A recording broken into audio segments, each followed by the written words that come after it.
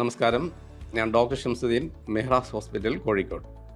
കഴിഞ്ഞ ദിവസങ്ങളിൽ ഹോസ്പിറ്റലിൻ്റെ മുന്നിൽ ഇല്ലെങ്കിൽ എൻ്റെ OPയുടെ മുന്നിൽ കൂടുതൽ അമ്മമാർ കുഞ്ഞുങ്ങളും പിടിച്ചിരിക്കുന്ന ഒരു സീനാണ് കണ്ടുകൊണ്ടിരിക്കുന്നത്. എല്ലാവർക്കും പ്രധാനമായിട്ടും ചുമ, പനി, ജലദോഷം എന്നിവയാണ് ലക്ഷണങ്ങൾ.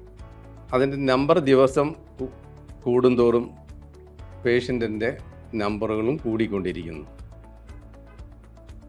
സംസാരിച്ച് കഴിഞ്ഞപ്പോഴാണ് അവരെല്ലാം വളരെ ആകാംക്ഷയോടെയാണ് പറയുന്നത്, ഡോക്ടറെ, ആകെ കൂടെ മനസ്സിനൊരു സുഖമില്ല, പുറത്തുനിന്നുള്ള വാർത്തകളും മീഡിയയും എല്ലാം കൂടെ നമുക്കൊരു പ്രത്യേക സുഖക്കുറവാണ് കിട്ടുന്നത്. ഈ പുതിയ കോവിഡ് വേരിയൻറ്റിൻ്റെ ഉത്ഭവം ആണ് അവരിൽ കൂടുതൽ പ്രശ്നങ്ങൾ ഉണ്ടാക്കിയിട്ടുള്ളത്. ഓരോരുത്തരെയും എക്സാമിൻ ചെയ്ത് നോക്കുമ്പോഴാണ് അവർ കോവിഡിനേക്കാൾ പ്രധാനമായും അവരിൽ വന്നുകൊണ്ടിരിക്കുന്നത്, ഡോക്ടർമാരെ കാണുന്നുണ്ട് കുറച്ച് കാലങ്ങളായിട്ട്, എങ്കിൽ പോലും അവർക്ക് ഒരു കൃത്യമായിട്ടുള്ള മരുന്നിന് ശേഷം വീണ്ടും റിപ്പീറ്റഡ് ആയിട്ട് അസുഖങ്ങൾ വന്നുകൊണ്ടിരിക്കുകയാണ്. ചുമ പനി എന്നുള്ള ആ ഒരു തരം സൈക്കിൾ അവരിൽ വന്നുകൊണ്ടിരിക്കുന്നു. അത് അസുഖം ഇല്ലെങ്കിൽ ഡോക്ടർമാരുടെ ട്രീറ്റ്മെൻറ്റിൻ്റെ അഭാവം കൊണ്ടോ മോശം കൊണ്ടോ അല്ല, കുട്ടികളുടെ ഇമ്മ്യൂണിറ്റി ഇല്ലെങ്കിൽ രോഗപ്രതിരോധ ശക്തി കുറവുള്ളത് കൊണ്ടാണ് അങ്ങനെ സംഭവിച്ചുകൊണ്ടിരിക്കുന്നത്. ഇമ്മ്യൂണിറ്റി എന്തുകൊണ്ട് കുറയുന്നു എന്ന് നോക്കിക്കഴിഞ്ഞിട്ടുണ്ടെങ്കിൽ ഒരുപാട് കാരണങ്ങൾ അതിനുണ്ട്.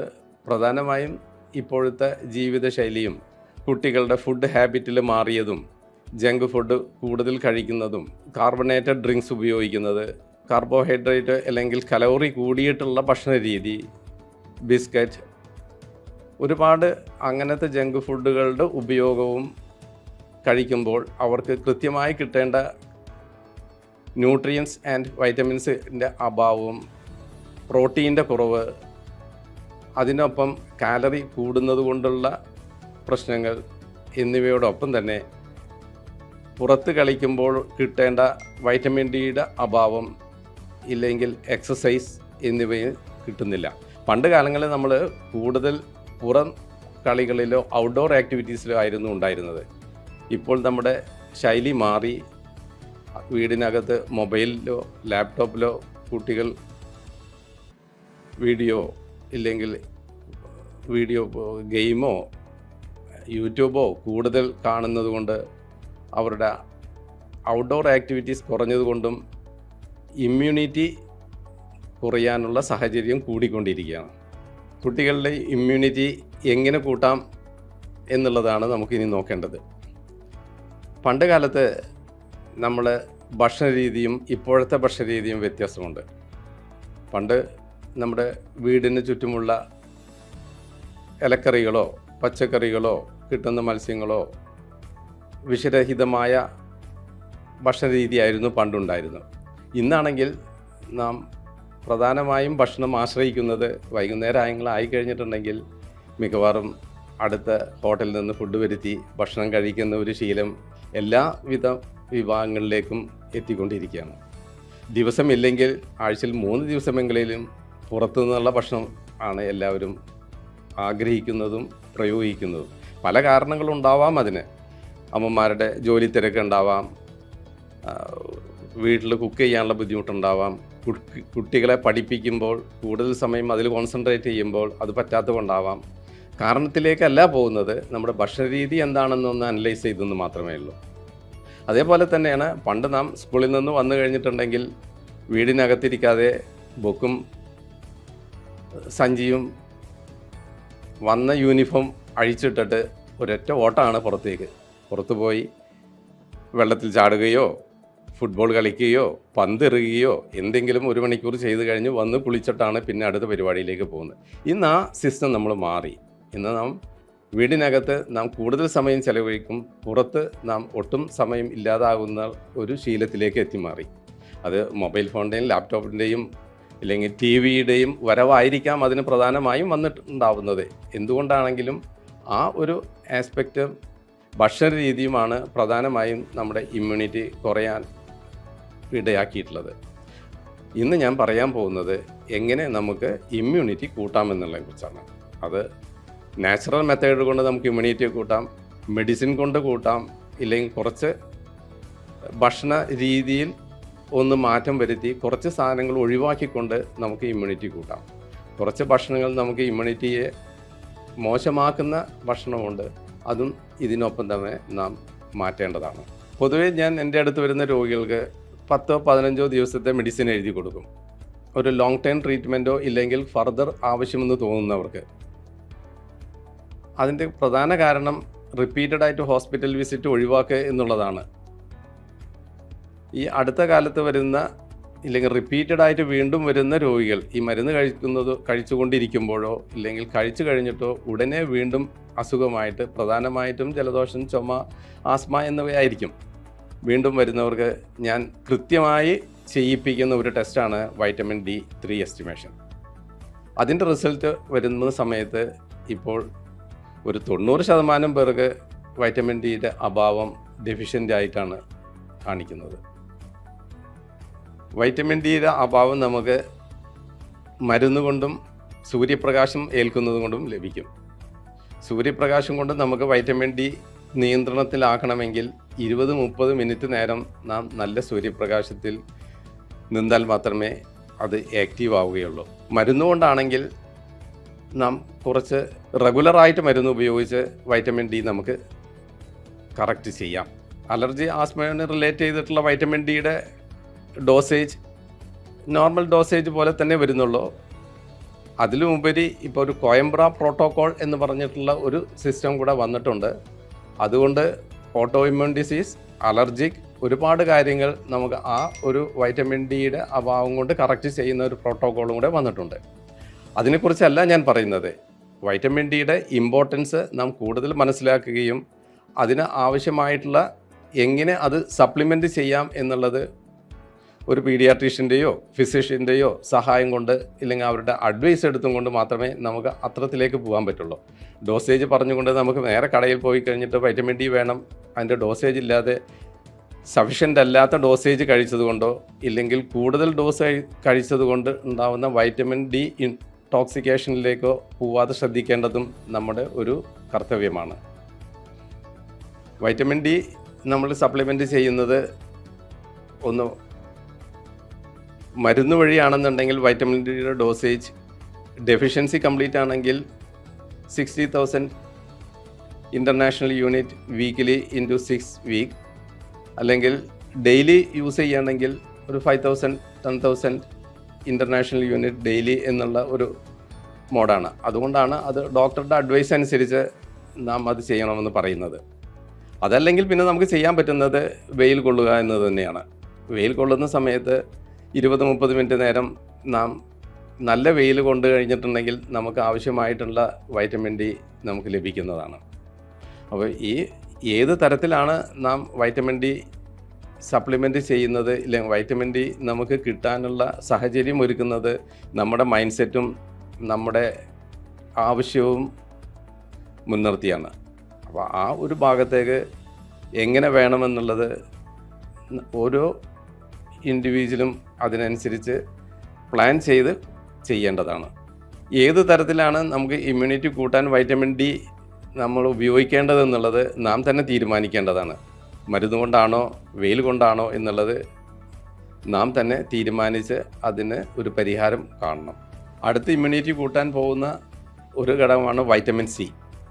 വൈറ്റമിൻ സി നമുക്ക് ഭക്ഷണത്തിൽ നിന്ന് ധാരാളം ലഭിക്കുന്നുണ്ട്. നമ്മുടെ ചുറ്റുമുള്ള പഴവർഗ്ഗങ്ങൾ, എസ്പെഷ്യലി പുളിയുള്ള ഫ്രൂട്ട്സ്, നെല്ലിക്ക, പേരക്ക, ഓറഞ്ച്, സിട്രസ്, ഇതൊക്കെ അതിൽ ഏറ്റവും കൂടുതൽ ഉദാഹരണങ്ങളാണ്. പക്ഷെ കുട്ടികൾക്ക് പുളിയുള്ള ഫ്രൂട്ട്സ് അത്ര ഇഷ്ടമല്ല. പിന്നെ ചില അസുഖങ്ങൾക്കും വയറിന് എന്തെങ്കിലും പ്രശ്നങ്ങളുണ്ടെങ്കിലും പുളി കഴിച്ചു കഴിഞ്ഞിട്ടുണ്ടെങ്കിൽ അല്ലെങ്കിൽ പുളി രസമുള്ള ഫ്രൂട്ട്സ് കഴിച്ചാൽ അത് അത്ര നല്ലതല്ല. അതിന് കൂടെ തന്നെ നമുക്ക് വേണമെങ്കിൽ ഫ്രൂട്ട്സ് ഒഴിവാക്കി വൈറ്റമിൻ സി നമുക്ക് സപ്ലിമെൻറ്റ് ചെയ്യാം. കഴിഞ്ഞ കോവിഡിൻ്റെ പാൻഡമിക് സമയങ്ങളിൽ നാം കൂടുതൽ വൈറ്റമിൻ സി സപ്ലിമെൻറ്റ് ചെയ്തിരുന്നു. വൈറ്റമിൻ സി സപ്ലിമെൻറ്റ് ചെയ്യുന്നത് നമ്മുടെ ആൻറ്റി വൈറൽ പാർട്ടിനും ഒപ്പം തന്നെ ഇമ്മ്യൂണിറ്റി കൂട്ടാനും സഹായിക്കുന്നതാണ് വൈറ്റമിൻ സി. അതുകൊണ്ടാണ് വൈറ്റമിൻ സി ഇമ്മ്യൂണിറ്റിയുടെ പാർട്ടായിട്ട് നമുക്ക് ഇവിടെ അത് ഉപയോഗിക്കാൻ ആവശ്യപ്പെടുന്നത്. അപ്പോൾ നാം ഭക്ഷണത്തിലൂടെ അല്ലെങ്കിൽ ഫ്രൂട്ട്സിലൂടെ വൈറ്റമിൻ സി എത്തിക്കണമെന്നെങ്കിൽ നമ്പർ ഓഫ് ഫ്രൂട്ട്സ് ഇല്ലെങ്കിൽ ക്വാണ്ടിറ്റി കൂടുതൽ ഉപയോഗിച്ചാൽ മാത്രമേ റിക്വയർഡ് ആയിട്ടുള്ള ക്വാണ്ടിറ്റി ഓഫ് വൈറ്റമിൻ സി നമുക്ക് ലഭിക്കുകയുള്ളൂ. അപ്പോൾ അതിന് ഏറ്റവും എളുപ്പമെന്ന് പറയുന്നത് വൈറ്റമിൻ സി ടാബ്ലറ്റ് ഉപയോഗിക്കുക എന്നുള്ളതാണ്. Vitamin C 500 milligram tablet available ആണ്, അത് നമുക്ക് ഉപയോഗിക്കാം. അതിൻ്റെ ഒപ്പം തന്നെ നാം ഫ്രൂട്ട്സും കൂടുതൽ ഉപയോഗിക്കുക. ഇത്രയും കാര്യങ്ങളിലൂടെ നമുക്ക് വൈറ്റമിൻ സി നമ്മുടെ ശരീരത്തിലേക്ക് എത്തിക്കഴിഞ്ഞിട്ടുണ്ടെങ്കിൽ അല്ലെങ്കിൽ അതിൻ്റെ ഡോസ് കറക്റ്റ് ആണെന്നുണ്ടെങ്കിൽ നമുക്ക് ഇമ്മ്യൂണിറ്റി ഒന്നുകൂടെ മെച്ചപ്പെടുത്താൻ പറ്റുന്നതാണ്. വൈറ്റമിൻ ഡിയുടെ ഒപ്പം തന്നെ വൈറ്റമിൻ സിയും നമ്മുടെ ഇമ്മ്യൂണിറ്റി കൂട്ടാൻ സഹായിക്കുന്ന ഘടകങ്ങളാണ്. അടുത്ത ഘടകം ഒമേഗ 3 ആണ്. ഒമേഗ 3 നമ്മുടെ ശരീരത്തിന് ആവശ്യമായിട്ടുള്ള ഒരു പദാർത്ഥമാണ്. അത് നമ്മുടെ ബ്രെയിൻ മുതൽ പാദം വരെ എല്ലാ ഭാഗത്തേക്കും ഒമേഗ 3യുടെ ആവശ്യമുണ്ട്. ഒമേഗ 3 പ്രധാനമായും നമുക്ക് ലഭിക്കുന്നത് ഫിഷിൽ നിന്നാണ്. പണ്ട് കാലഘട്ടത്തിൽ നമ്മൾ കൂടുതൽ നെയ്യുള്ള മീൻ, പ്രത്യേകിച്ച് ചാള, അയല, ടൂണ എന്നിവയൊക്കെയാണ് അതിൽ കൂടുതൽ ഒമേഗ 3 അടങ്ങിയിരിക്കുന്നത്. ഇപ്പോൾ മത്സ്യത്തിൻ്റെ അഭാവവും അതിൻ്റെ ഒപ്പം തന്നെ ഈ ഒമേഗ 3 മത്സ്യത്തിൽ കൂടുതൽ ലഭിക്കണമെങ്കിൽ മത്സ്യത്തിന് പായൽ കഴിച്ചേ പറ്റുള്ളൂ. അപ്പോൾ പായലിൻ്റെ അഭാവം ഇപ്പോൾ കുറഞ്ഞുകൊണ്ടിരിക്കുകയാണ്. അതിൻ്റെ പ്രധാന കാരണം നാം തള്ളുന്ന എല്ലാ മാലിന്യങ്ങളും ചെന്നെത്തുന്നത് കടലിലേക്കാണ്. അപ്പോൾ കടലിൽ എത്തുന്ന മാലിന്യം കൂടുന്നത് കൊണ്ട് അവിടെ ടോക്സിറ്റി കൂടുന്നു, പൊള്യൂഷൻ കൂടുന്നു. അതുകൊണ്ട് പായലിൻ്റെ വളർച്ച കുറയുന്നത് കൊണ്ട്, അതിൻ്റെ ലഭ്യത കുറഞ്ഞുകൊണ്ട് മീനിൽ ഉള്ള ഒമേഗ 3യുടെ അഭാവം കുറഞ്ഞതുകൊണ്ട് നാം മീൻ കൂടുതൽ കഴിച്ചതുകൊണ്ടും ഇപ്പോൾ നമുക്ക് കൃത്യമായ അളവിലുള്ള ഒമേഗ 3 നമുക്ക് ശരീരത്തിൽ ലഭിക്കണമെന്നില്ല. അപ്പോഴാണ് നമുക്ക് ഒമേഗ 3യുടെ സപ്ലിമെൻറ്റേഷൻ ആവശ്യമായിട്ട് വരുന്നത്. വൈറ്റമിൻ സി, വൈറ്റമിൻ ഡി എന്നിവ പോലെ തന്നെ ഒമേഗ 3യും നാം സപ്ലിമെൻ്റ് ചെയ്യുകയാണെങ്കിൽ അത് റെസ്പിറേറ്ററി ഇമ്മ്യൂണിറ്റീനെ മാത്രം ബാധിക്കാനല്ല, അല്ലെങ്കിൽ അതിനെ കറക്റ്റ് ചെയ്യാനല്ല, നമ്മുടെ ടോട്ടൽ ഹെൽത്തിനെ ഇമ്പ്രൂവ് ചെയ്യാൻ ആവശ്യമായിട്ടുള്ളതും കൂടെയാണ് ഈ ഒമേഗ 3. പുതിയ പഠനങ്ങൾ അനുസരിച്ച് പല രാജ്യങ്ങളിലും ആൻറ്റിനേറ്റൽ ചെക്കപ്പിന് ഗർഭിണികളായിരിക്കുന്ന സമയങ്ങളിൽ അവർക്ക് ഫോളിക് ആസിഡിനോടൊപ്പം തന്നെ ഒമേഗ 3യും സപ്ലിമെൻറ്റ് ചെയ്യുന്നുണ്ട്. ഒമേഗ 3 സപ്ലിമെൻറ്റ് ചെയ്യുന്നത് അമ്മമാരുടെ ആരോഗ്യത്തിനൊപ്പം തന്നെ അവരിലുള്ള ഭ്രൂണത്തിൻ്റെ ഇല്ലെങ്കിൽ അവരുടെ വയറ്റിൽ വളരുന്ന കുഞ്ഞിൻ്റെ ആരോഗ്യ സംരക്ഷണത്തിന് പ്രധാനമായും അവരുടെ ബ്രെയിൻ ഡെവലപ്മെൻറ്റ് ഉദ്ദേശിച്ചുകൊണ്ടാണ്. അപ്പോൾ ഒമേഗ 3യുടെ ആവശ്യം നമ്മുടെ ശരീരത്തിൻ്റെ എല്ലാ ഭാഗങ്ങളിലേക്കും ആവശ്യമായിട്ടുള്ള സപ്ലിമെൻ്റ് എത്തിക്കുക എന്നതിനൊപ്പം തന്നെ പല കാര്യങ്ങൾക്കും ഒമേഗ 3 ഉപയോഗിക്കുന്നുണ്ട്. ഓട്ടിസത്തിൻ്റെ പാർട്ടിലും ഒമേഗ 3 ഇപ്പോൾ കൂടുതൽ ഉപയോഗിച്ച് വരുന്നുണ്ട്. ഒമേഗ 3 മത്സ്യത്തിലല്ലാതെയും നമുക്ക് ഭക്ഷണത്തിലൂടെയും നമുക്ക് ലഭിക്കുന്നുണ്ട്. അവക്കാഡോ അതിനൊരു ഉദാഹരണമാണ്. അതിനൊപ്പം തന്നെ നമ്മുടെ മഞ്ഞളിലെ കുർക്കുമിൻ എന്ന് പറഞ്ഞ ആ പദാർത്ഥമാണ് ആക്ച്വലി മഞ്ഞളിൻ്റെ പ്രോപ്പർട്ടി നമുക്ക് ലഭിക്കുന്നത്. മഞ്ഞളിലെ ആക്റ്റീവ് പാർട്ടായിട്ടുള്ള കുർക്കുമിനിലാണ് ഏറ്റവും കൂടുതൽ ഒമേഗ 3 പാർട്ടുള്ളത്. ഈ കുർക്കുമിൻ റെസ്പിറേറ്ററി ഇൻഫെക്ഷനും ഉപയോഗിക്കുന്നുണ്ട്. കുർക്കുമിൻ്റെ ഇഫക്റ്റിനെ കുറിച്ച് ധാരാളം പഠനങ്ങൾ വന്നിട്ടുണ്ട്. അപ്പോൾ കൂടുതൽ ആക്റ്റീവ് സ്റ്റേജിൽ അല്ലെങ്കിൽ കൂടുതലുള്ള രോഗാവസ്ഥ സമയത്ത് കുർക്കുമിൻ മാത്രം കൊണ്ട് അസുഖം മാറ്റണമെന്നല്ല പറയുന്നത്, അല്ലെങ്കിൽ മാറുമെന്നല്ല പറയുന്നത്. നാം ചികിത്സയോടൊപ്പം തന്നെ പ്രിവെൻറ്റീവായിട്ട് നമുക്ക് ഉപയോഗിക്കുന്ന മാർഗങ്ങൾ ഏതൊക്കെയാണ്, എന്തൊക്കെ നമുക്ക് ചെയ്യാമെന്നുള്ളതിലാണ് കുർക്കുമിൻ ഇവിടെ കൊണ്ടുവരാനുള്ള പ്രധാന കാരണം. അല്ലാതെ അസുഖം വരുന്ന സമയത്ത് കുർക്കുമിൻ കൊടുത്തുകൊണ്ട് ട്രീറ്റ്മെൻറ്റ് ചെയ്യാമെന്നല്ല. അസുഖം കൂടുതൽ മൂർച്ഛിച്ചിരിക്കുന്ന സമയത്ത് നമുക്ക് ആൻറ്റിബയോട്ടിക് വേണ്ടി വരും, നെബുലൈസേഷൻ വേണ്ടി വന്നേക്കാം, സപ്ലിമെൻ്റ് ആയിട്ടുള്ള വേറെ മോഡ് ഓഫ് ട്രീറ്റ്മെൻറ്റ് പലതും വേണ്ടി വരും. അതിൻ്റെ കൂടെ നമുക്ക് നാച്ചുറൽ സപ്ലിമെൻ്റ് ആയിട്ടുള്ള കുറച്ച് പ്രോഡക്റ്റും കൂടിയും ഇല്ലെങ്കിൽ സപ്ലിമെൻറ്റേഷനും അതിൻ്റെ ഒപ്പം കൂടെ കൊടുക്കുകയാണെങ്കിൽ ഈ ട്രീറ്റ്മെൻറ്റിൻ്റെ ഒപ്പം തന്നെ വീണ്ടും അസുഖം വരാതിരിക്കാനുള്ള അല്ലെങ്കിൽ ഇമ്മ്യൂണിറ്റി കൂട്ടാനുള്ള ഒരു സംവിധാനം കൂടെ അതിൻ്റെ കൂടെ ചെയ്യുക എന്നുള്ളതാണ് പ്രധാനമായും ഈ സപ്ലിമെൻറ്റേഷനൂടെ നാം ഉദ്ദേശിക്കുന്നത്. ഇത്ര നേരം നമ്മൾ സംസാരിച്ചത് എങ്ങനെ ഇമ്മ്യൂണിറ്റി കൂട്ടാം എന്നുള്ളതിനെ കുറിച്ചാണ്. ഇമ്മ്യൂണിറ്റി കുറയുന്ന ഒരു സാഹചര്യമാണ് ഇപ്പോൾ നമ്മുടെ ചുറ്റിലുള്ളത്. നാം കഴിക്കുന്ന ഭക്ഷണവും ശ്വസിക്കുന്ന വായുവും കുടിക്കുന്ന വെള്ളവും എല്ലാം പൊള്യൂട്ടഡാണ്. ഈ പൊല്യൂഷൻ കൊണ്ട് തന്നെ നമ്മുടെ എൻവയറണമെൻറ്റും നമ്മുടെ ശരീരവും കൂടുതൽ മലിനീകരമായിരിക്കുകയാണ്.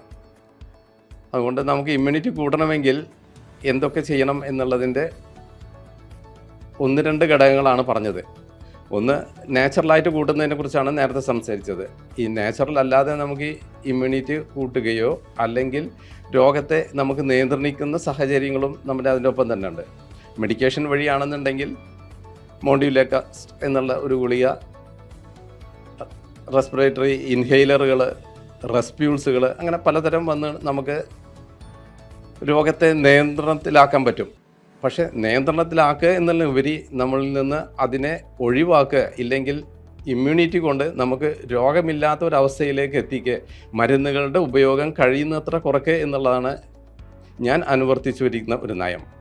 അതുകൊണ്ട് കൂടുതൽ നമുക്ക് ഇമ്മ്യൂണിറ്റി കൂട്ടാൻ വേണ്ടിയിട്ട് vitamin C, vitamin D, omega-3 എന്നിവ നമ്മുടെ ഭക്ഷണത്തിൽ ഉൾപ്പെടുത്തി ഒരു ഫുഡ് സപ്ലിമെൻറ്റേഷൻ എന്ന രീതിയിലോ അതിനെ നമുക്ക് തുടർന്ന് മുന്നിലേക്ക് കൊണ്ടുപോവുകയാണെങ്കിൽ നമുക്ക് ഈ റെസ്പിറേറ്ററി ഇൻഫെക്ഷന് അലർജിക് പാർട്ട് നമുക്ക് ഒരു പരിധി വരെ അല്ലെങ്കിൽ മാക്സിമം നമുക്ക് നമ്മളിൽ ഇതിനെ മാറ്റാവുന്നതാണ്. ഈ ഫുഡ് സപ്ലിമെൻറ്റേഷൻ മരുന്നിനേക്കാൾ ഉപരി നമുക്ക് ഉപയോഗിക്കുകയാണെങ്കിൽ നമ്മുടെ ഇമ്മ്യൂണിറ്റി ഇമ്പ്രൂവ് ചെയ്യുകയും നമുക്ക് രോഗമില്ലാത്തൊരവസ്ഥയിലേക്ക് നമുക്ക് എത്തുകയും ചെയ്യും. ഇന്ന് നാം സംസാരിച്ചത് എങ്ങനെ നമ്മുടെ ഇമ്മ്യൂണിറ്റി കൂട്ടാം, പ്രധാനമായും ഭക്ഷണത്തിലൂടെ ഇല്ലെങ്കിൽ പ്രകൃതിയിലൂടെ നമുക്ക് എങ്ങനെ ഇമ്മ്യൂണിറ്റി കൂട്ടാം എന്നതിനെക്കുറിച്ചാണ്. അടുത്ത വീഡിയോയുമായി നമുക്ക് വീണ്ടും കാണാം. അതുവരെ നന്ദി, നമസ്കാരം.